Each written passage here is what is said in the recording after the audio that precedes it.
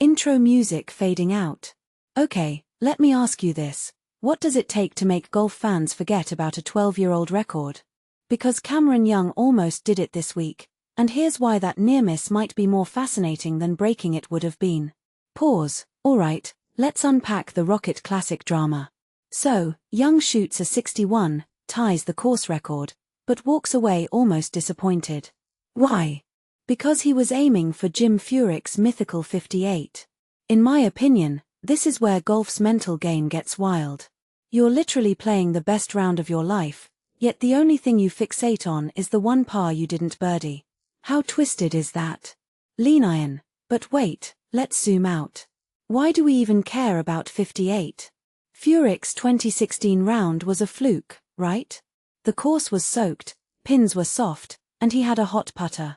The fact that no one's touched it in a decade says more about how unrealistic that number is, not that Young's 61 was lacking. Gesture to camera, here's the kicker, Young's round was actually more consistent.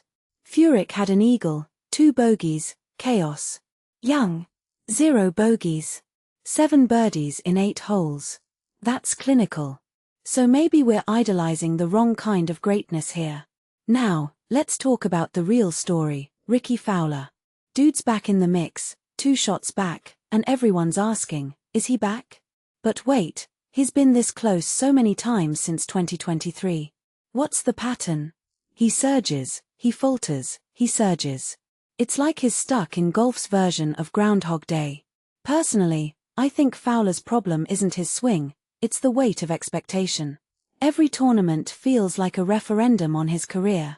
Contrast that with Young, who's this close to breaking records but still seems hungry.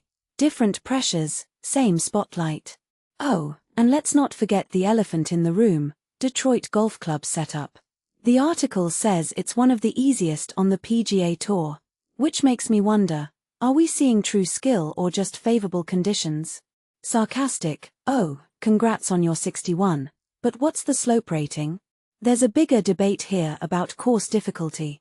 If every tournament feels like a putting contest, does that dilute the legacy of players who thrive in tougher conditions?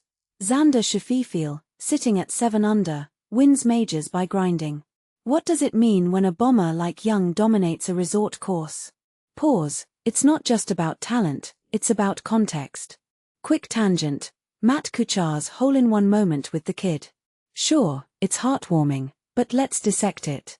Why did that clip go viral and not, say, Tony Finau stressing over FedEx Cup rankings? Because golf needs characters.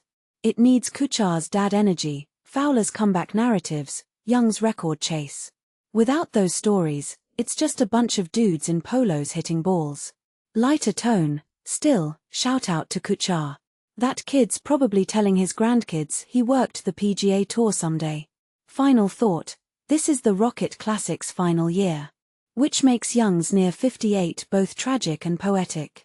In a decade, when they rebuild this course or erase it entirely, will people remember the 61 that almost broke history? Or will it fade like so many runner-up stories? Slow down, what I'm really curious about is, did Young's 61 prove that Furyk's 58 is untouchable? Or did it expose how fragile these records really are when the grass is short and the pins are soft?